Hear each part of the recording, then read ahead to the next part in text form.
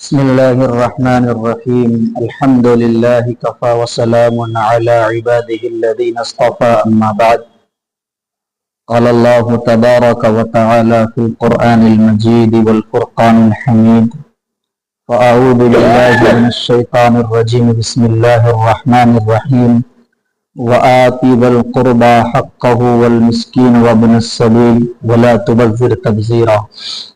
محترم بزرگان دین، برادران وطن، اللہ تبارک و تعالی نے جس طرح اپنے بندوں پر اپنے احکام اتارے ہیں، اپنے فرائض کو ادا کرنے کا حکم دیا، اسی طرح اللہ تبارک و تعالی نے بندوں سے یہ بھی کہا کہ آپ آپس میں ایک دوسرے کے حق کو ادا کرو۔ جس طرح اللہ اپنے حق کو ادا کرنے کی تاکید کرتا ہے، اس سے بڑھ کر اللہ تعالیٰ یہ حکم کرتا ہے کہ آپ ایک دوسرے کے حقوق کو ادا کرو۔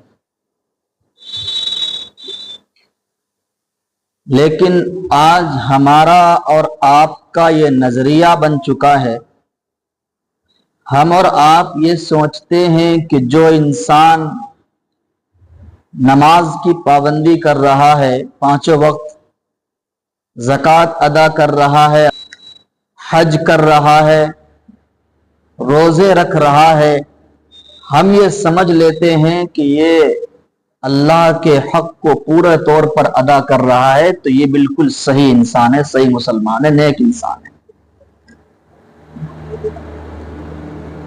صحیح بات ہے، ہمیں اور آپ کو یہ گمان کرنا چاہیے کہ اللہ نے اسے نماز کی توفیق دی، روزے کی توفیق دی، حج کی توفیق دی، زکوٰۃ کی توفیق دی۔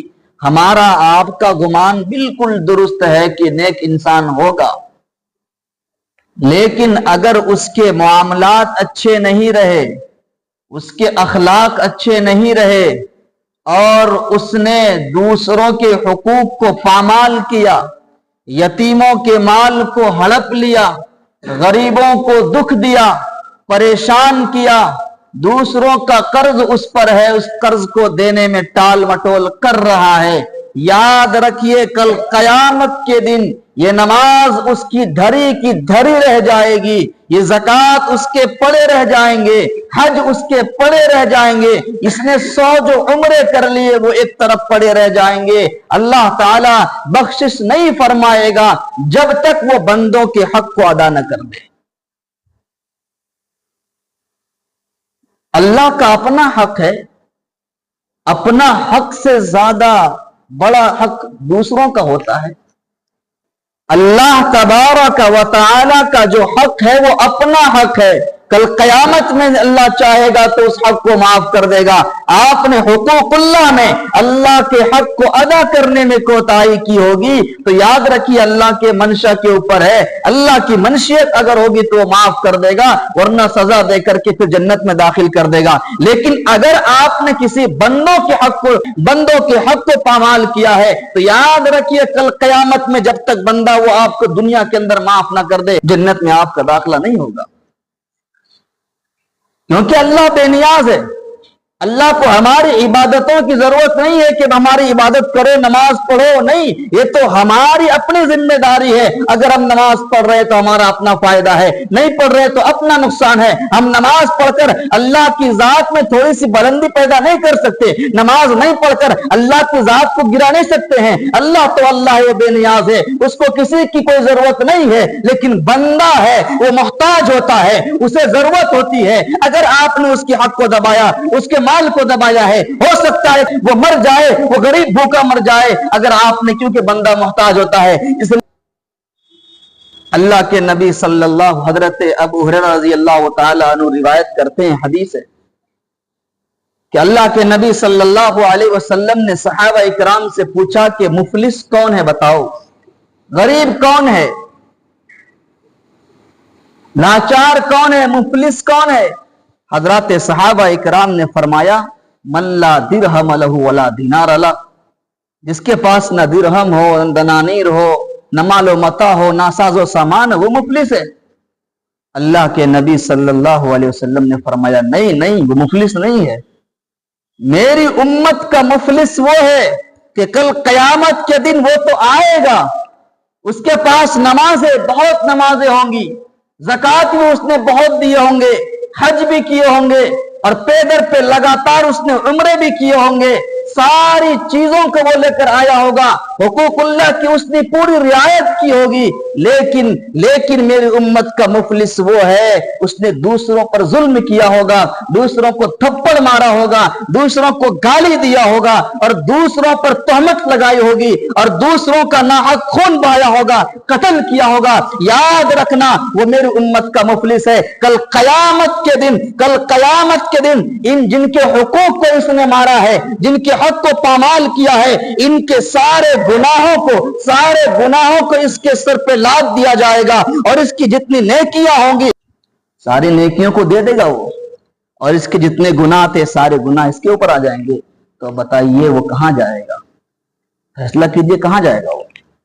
जहन्नम में डाल दिया जाएगा, जहन्नम में डाल दिया जाएगा। बताओ, नमाज उसके कोई काम आई? ज़कात काम आया? हज काम आया?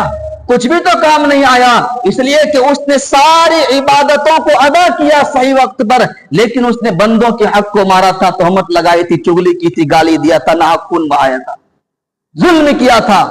उसकी वजह से वो अल्लाह के यहां पकड़ में आ जाएगा। अब जानते हैं शहीद का क्या मकाम और क्या दर्जा है, क्या मर्तबा है, कि जमीन पर एक कतरा खून का गिरता नहीं कि अल्लाह ताला उसके सारे गुनाह को माफ फरमा देते हैं।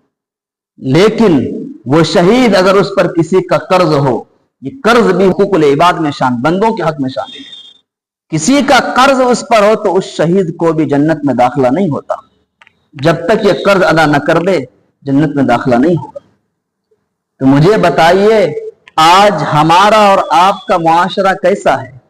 हम कहने के तो अपने आप को बड़ा दीनदार समझते हैं, नमाजी समझते हैं, हाजी नमाजी समझते हैं, और तस्बीह लेके सुभान अल्लाह, अल्हम्दुलिल्लाह, अल्लाह अकबर के रट लगाए हुए हैं, लेकिन हमारे मामलात, हमारे अखलाक, बंदों के साथ जो सलूक होना चाहिए वो इतने घटिया दर्जे के कि मेरे भाई एक मुसलमान कहने को तैयार नहीं हो सकता। इबादतें ज्यादा नहीं है इस्लाम के अंदर, इबादतें कम हैं, ज्यादा तो बंदों के मामलात है, हमारे अखलाक है, शब रोज की जिंदगी है, 24 घंटे की जिंदगी है कि हमने अपने पड़ोसी के साथ कैसा हक अदा किया। इमाम ज़हबी रहमतुल्लाह अलैह की किताब है अल कबाइर, उन्होंने उस किताब में एक वाकया लिखा है। वाकया लिखा है कि एक शख्स का इंतकाल हो जाता है, उस शख्स को कोई ख्वाब में देखता है कि मियां तुम्हारे साथ क्या मामला हुआ, अल्लाह ने क्या किया? उसने कहा कि मैं एक गुनाह की वजह से अजाब में गिरफ्तार हूं, मैं एक गुनाह की वजह से अजाब में गिरफ्तार हूं। कहने लगा कौन से गुनाह हो गए तुमसे? मेरे भाई, उसने कहा कि मैंने किसी शख्स से सुई ले लिया था और सुई मैंने उसको वापस नहीं किया, इस वजह से मैं गुनाह के अंदर, अजाब के अंदर गिरफ्तार हूं। आप अंदाजा लगाइए, सुई 1-2 रुपए की मामूली चीज है कि नहीं है, लेकिन इससे बंदों का हक मुताल्लिक है, बंदों का हक मुताल्लिक है, इसलिए ये बड़ा बन गया। इसलिए मेरे भाई, मामूली से भी हक अगर किसी का हम पर हो तो दुनिया के अंदर उससे माफी तलाफी करा लें, उससे माफी मांग लें, उसके हक को अदा कर दें, वरना कल कयामत के दिन सारी इबादतें हमारी पड़ी की पड़ी रह जाएगी। अगर हमने बंदों का हक अदा नहीं किया, अल्लाह गिरफ्त कर लेगा, पकड़ लेगा, जन्नत में दाखिला हमारा नहीं हो सकता है। क्योंकि बंदा मोहताज होता है, अल्लाह बेनियाज होता है। अल्लाह के हक में आपने कोताही की, अल्लाह माफ कर देगा, तौबा कर लोगे, इस्तिग़फ़ार कर लोगे, अल्लाह माफ कर देगा। लेकिन बंदा जब तक माफ न करे वो माफ नहीं होगा।